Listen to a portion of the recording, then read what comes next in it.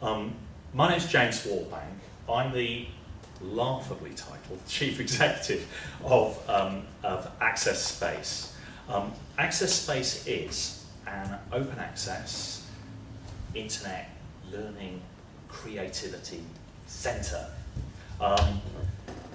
It's somewhere where anyone can walk in 5 days a week, we're open, and start getting stuck into being creative with digital arts.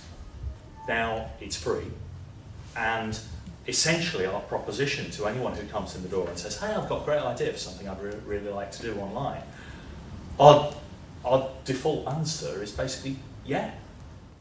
Okay, so, Access Space. The model had 3 key elements to it that we think make it really different, okay? And that's apart from the fact that we're engaging people in a creative way, which lots and lots of arts groups do. The 3 key elements: free open source software, recycled computers, and crucially, a peer-to-peer learning model. In other words, we don't have teachers, but every person who comes in the door, we say, as you're working on your project, feel free to ask everyone else, you know, for help if you get stuck. But be aware, people are going to ask you for help, and you kind of must. So, those 3 key elements we thought were really effective, as well as saving us a whole bunch of money. And so Grow Your Own Media Lab was basically our proposition, saying, well, if we're doing this, we're actually sort of getting some really fantastic results, and all sorts of people are learning really high-level skills as well as introductory level skills. Surely other people can as well. I'm going to shut up now and hand straight up. Who's going first? Thanks, Catherine. Okay, that's the intro. I hope you get the context.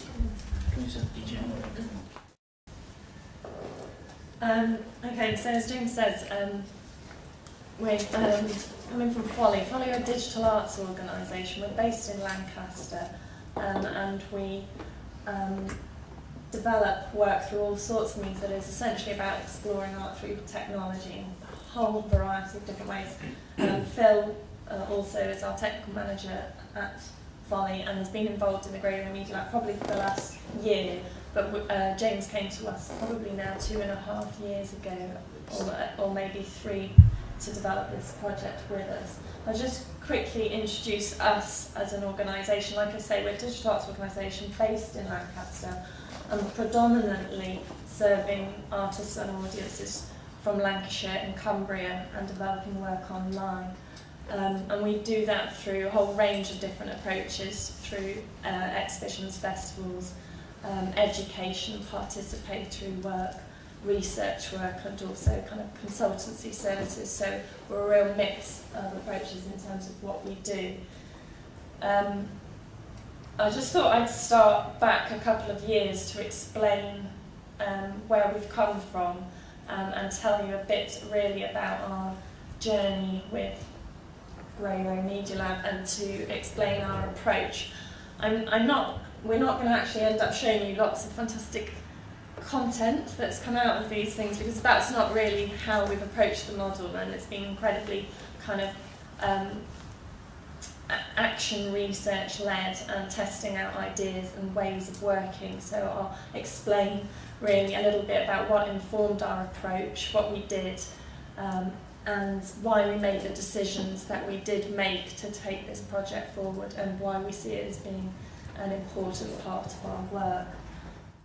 The gallery premises that we were part of were closing down and being refurbished for a couple of years, so we were going to be without a venue for at least 2 years. So really, this whole notion of relocating and acting as a non-venue based arts organisation really informed our work and the approach that we decided to take.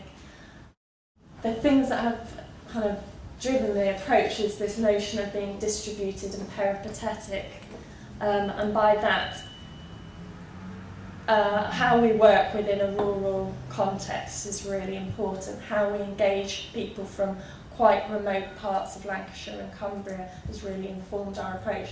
And instead of having a venue or a drop-in centre that's in one place that people can access on an ongoing basis, we needed to develop something that was relevant, that could be taken out to all sorts of different parts of the counties and be accessed in different ways. So that notion of being peripatetic, moving something around, creating a resource that was portable and that was temporary and that built things over time and built relationships over time with people was really important to us. This was a project by an artist called Jason Lamb. This was growing a media lab in a field. A Lancashire artist, an artist that actually attended a couple of years earlier one of the first Grow Your Media Lab events. So somebody that has developed with us. This is a field on the coast in Heysham. Do you want to talk a bit about the project? So what, perhaps in some ways, Jason was getting perhaps closer to the model that Access Space using. He was using a couple of recycled laptops, which were not working at the time he picked them up, and he repaired them. As you see, we're totally off-grid here, and he had a stack of batteries. He obviously had a dynamo powered by a bicycle, and even a homemade wind turbine. But I do have to say most of the power did come from the bicycle. There, as I say, it was off-grid, and you might recognise the back of that here. And Jason cycling away. So what he was actually running on there, he was running pure data, and it was using various sensors which he directed around there for testing humidity, temperature, light levels, and then using those inputs in pure data to manipulate sounds that he was also picking up with microphones and some sounds that he prepared before. Just to complete the madness of trying too many things in one go, you'll see there I've actually, I'll explain, what I'm holding there is a laptop which has a 3G data card in it, and we're actually streaming using the old Cast streaming client to an Icecast server, and it worked sometimes. So it was vastly ambitious, but you've got to go for it sometimes. And unfortunately, it rained continuously through nearly the whole event, which didn't exactly help too much. And we did wait for August. And it was in August as well, yeah. But what does that do? What does that prove? Anything? This is a project. We did a day in Preston, which was a collaboration between Preston FM, which is a community radio station based in Preston, and Press Cut, which are a community arts organisation also based there, who had never worked collaboratively on a project together before. And so we took a lab there, spent the day, worked half in one venue, half the group, and half the day in the other venue, and swapped, so that collectively the participants of the day produced a collective piece of work. That was a video piece and also sound piece that was then broadcast on the radio station following the event. So we, because of, as Catherine was explaining, because we were looking to be reasonably mobile, the heavy mobile media lab, as it's called, and it is heavy when you try and shift it, was our first attempt. It's desktop PCs, fairly high-end graphics cards, and it's something that we have tried installing and uninstalling one day, but it's not something you particularly would want to do very often and transport around. So it works better in the sort of longer-term, semi-permanent type of setup.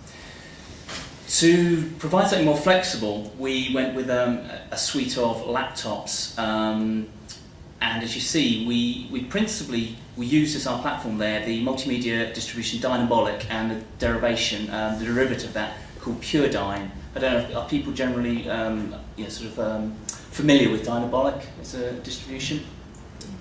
We went. Most of what we've done at Decision have been sort of influenced by quite sort of pragmatic decisions. In that, one thing, by choosing to buy newer hardware, or buying new hardware, I should say, one of the reasons is that our practice and the artists we work with range across quite a wide variety, including, for instance, some quite demanding video work. And as much as I wish it was true that you could do demanding video work on old hardware, anybody who's tried it knows that there's a lot of sweat and blood and tears involved. Swearing. And swearing.